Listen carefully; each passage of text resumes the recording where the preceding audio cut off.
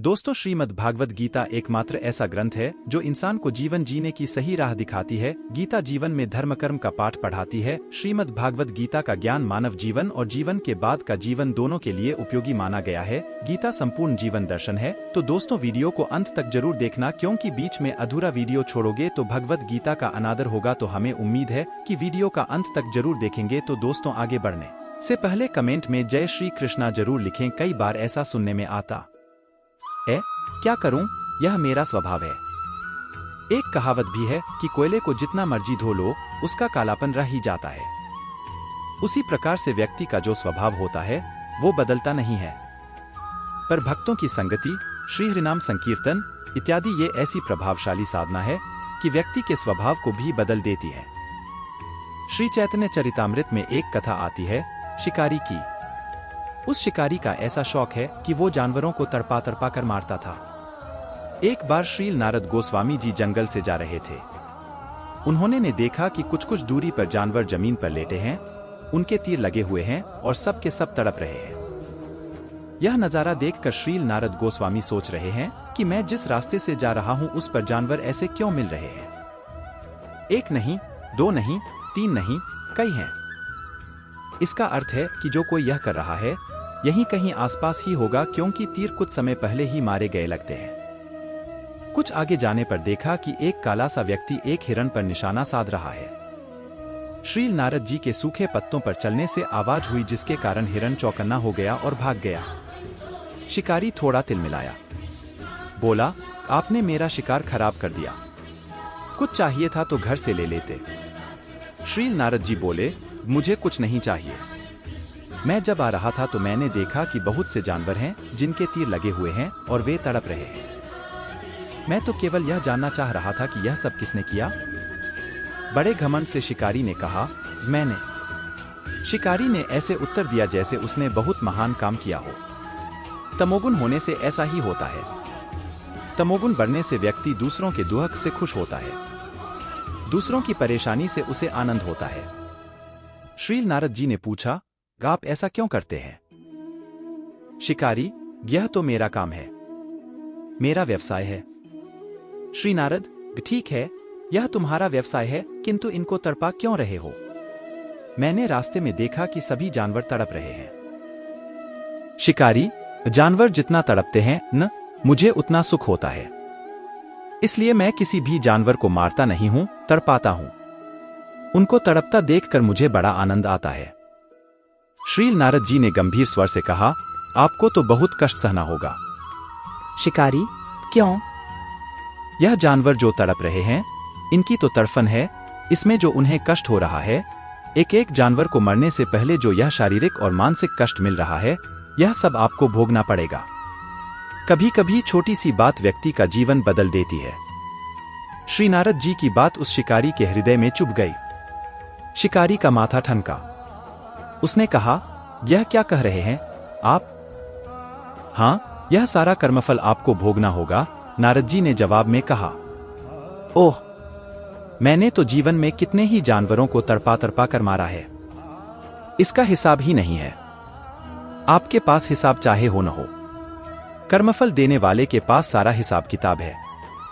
एक एक पाप कर्म का हिसाब लिया जाएगा। शिकारी यह सुनकर घबरा गया और बोला, अच्छा, क्या ऐसा कोई उपाय है जिससे मुझको तड़पना न पड़े?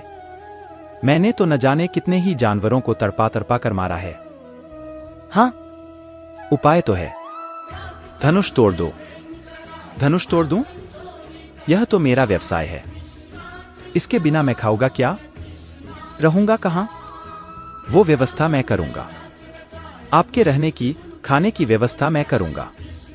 जब व्यक्ति के मन में आ जाए कि मैंने सुधरना है, तो हर परिस्थिति को वो स्वीकार कर लेता है। शिकारी ने धनुष तोड़ दिया। श्री नारद जी ने कहा, अब आप घर जाएं। इस पाप की कमाई से जो भी धन आपने इकट्ठा किया है उसे बांट दें। घर में कोई और भी है? जी, मेरी पत्नी है, उसे भी यहीं ले आओ। आप दोनों मेरे पास आ जाओ। जीवों को तड़पा तड़पा कर मार कर जो भी रुपया पैसा इकट्ठा किया है, मकान, सब कुछ बांट आओ। शिकारी चला गया।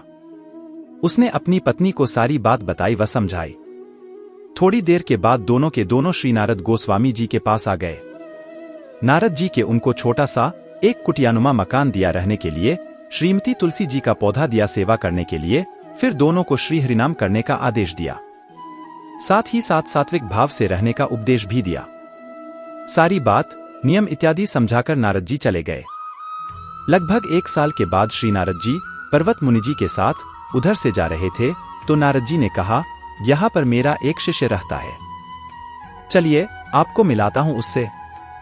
पर्वत मुनि जी और नारद जी उधर की ओर चल दिए। शिकारी ने जब सुना कि उनके गुरुजी आ रहे हैं तो वे हर्ष से फूले नहीं समा रहे थे। हृदय आनंद के हिलोरे लेने लगा। इतने उतावले हो गए कि जिस हालत में थे उसी में ही अपने गुरुदेव की ओर लपके। उधर पर्वत मुनि देख रहे हैं कि ये कैसे दौड़ते हुए आ रहे हैं। एक पैर इधर रखते हैं तो दूसरा कहीं और, कभी बाएं कभी दाएं तो कभी सीधा। पर्वत मुनि हैरान हुए जा रहे हैं। फिर जब पास आए तो गुरुदेव के सामने वाली जगह को कपड़े से साफ कर दंडवत प्रणाम किया। नारद जी सारी बात समझ रहे थे। उन्होंने शिकारी का इतिहास पर्वत मुनि जी को सुनाया। फिर बोले, यह एक क्रूर निष्ठुर स्वभाव के शिकारी थे और पता है कि अब ये इधर उधर दौड़ते हुए क्यों आ रहे थे, फिर यहां आकर स्थान साफ क्यों किया। इनके मन में यह भावना थी कि मेरे दौड़ने से कहीं कोई कीड़ी मेरे पैर के नीचे दब के न मर जाए। मैं जब प्रणाम करूंगा तब कोई छोटा कीड़ा मेरे नीचे दब के न मर जाए। देखिए, ऐसा स्वभाव में, हृदय में, जीवन में परिवर्तन ऐसा कैसे संभव हुआ। श्री नारद जी के सबार ऐसा सुनने में आता है, क्या करूं, यह मेरा स्वभाव है। एक कहावत भी है कि कोयले को जितना मर्जी धो लो उसका कालापन रह ही जाता है। उसी प्रकार से व्यक्ति का जो स्वभाव होता है वो बदलता नहीं है, पर भक्तों की संगति, श्री हरिनाम संकीर्तन इत्यादि ये ऐसी प्रभावशाली साधना है कि व्यक्ति के स्वभाव को भी बदल देती है। श्री चैतन्य चरितामृत में एक कथा आती है शिकारी की। उस शिकारी का ऐसा शौक है कि वो जानवरों को तड़पा तड़पा कर मारता था। एक बार श्री नारद गोस्वामी जी जंगल से जा रहे थे। उन्होंने ने देखा कि कुछ कुछ दूरी पर जानवर जमीन पर लेटे हैं, उनके तीर लगे हुए हैं और सब के सब तड़प रहे हैं। यह नजारा देखकर श्री नारद गोस्वामी सोच रहे हैं कि मैं जिस रास्ते से जा रहा हूं उस पर जानवर ऐसे क्यों मिल रहे हैं। एक नहीं, दो नहीं, तीन नहीं, कई हैं। इसका अर्थ है कि जो कोई यह कर रहा है यहीं कहीं आसपास ही होगा, क्योंकि तीर कुछ समय पहले ही मारे गए लगते हैं। कुछ आगे जाने पर देखा कि एक काला सा व्यक्ति एक हिरण पर निशाना साध रहा है। श्री नारद जी के सूखे पत्तों पर चलने से आवाज हुई, जिसके कारण हिरण चौकन्ना हो गया और भाग गया। शिकारी थोड़ा तिलमिलाया, बोला, आपने मेरा शिकार खराब कर दिया, कुछ चाहिए था तो घर से ले लेते। श्री नारद जी बोले, मुझे कुछ नहीं चाहिए। मैं जब आ रहा था तो मैंने देखा कि बहुत से जानवर हैं जिनके तीर लगे हुए हैं और वे तड़प रहे हैं। मैं तो केवल यह जानना चाह रहा था कि यह सब किसने किया। बड़े घमंड से शिकारी ने कहा, मैंने। शिकारी ने ऐसे उत्तर दिया जैसे उसने बहुत महान काम किया हो। तमोगुण होने से ऐसा ही होता है। तमोगुण बढ़ने से व्यक्ति दूसरों के दुख से खुश होता है, दूसरों की परेशानी से उसे आनंद होता है। श्री नारद जी ने पूछा, आप ऐसा क्यों करते हैं। शिकारी, यह तो मेरा काम है, मेरा व्यवसाय है। श्री नारद, ठीक है, यह तुम्हारा व्यवसाय है, किंतु इनको तड़पा क्यों रहे हो। मैंने रास्ते में देखा कि सभी जानवर तड़प रहे हैं। शिकारी, जानवर जितना तड़पते हैं न, मुझे उतना सुख होता है, इसलिए मैं किसी भी जानवर को मारता नहीं हूं, तड़पाता हूं। उनको तड़पता देखकर मुझे बड़ा आनंद आता है। श्री नारद जी ने गंभीर स्वर से कहा, आपको तो बहुत कष्ट सहना होगा। शिकारी, क्यों। यह जानवर जो तड़प रहे हैं इनकी तो तड़फन है, इसमें जो उन्हें कष्ट हो रहा है, एक एक जानवर को मरने से पहले जो यह शारीरिक और मानसिक कष्ट मिल रहा है, यह सब आपको भोगना पड़ेगा। कभी कभी छोटी सी बात व्यक्ति का जीवन बदल देती है। श्री नारद जी की बात उस शिकारी के हृदय में चुभ गई। शिकारी का माथा ठनका। उसने कहा, यह क्या कह रहे हैं आप। हां, यह सारा कर्मफल आपको भोगना होगा, नारद जी ने जवाब में कहा। ओह, मैंने तो जीवन में कितने ही जानवरों को तड़पा तड़पा कर मारा है, इसका हिसाब ही नहीं है। आपके पास हिसाब चाहे हो न हो, कर्मफल देने वाले के पास सारा हिसाब किताब है।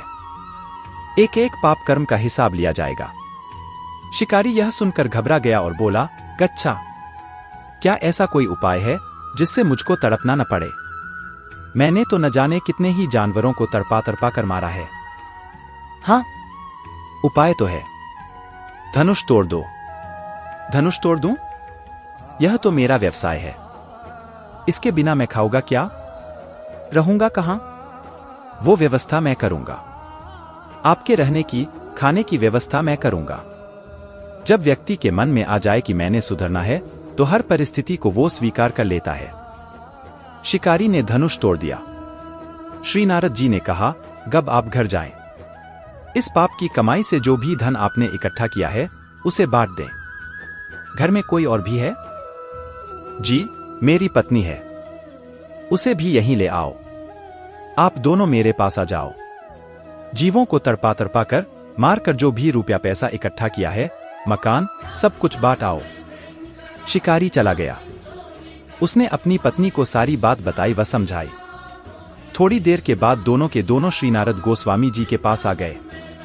नारद जी के उनको छोटा सा एक कुटियानुमा मकान दिया रहने के लिए, श्रीमती तुलसी जी का पौधा दिया सेवा करने के लिए, फिर दोनों को श्री हरिनाम करने का आदेश दिया।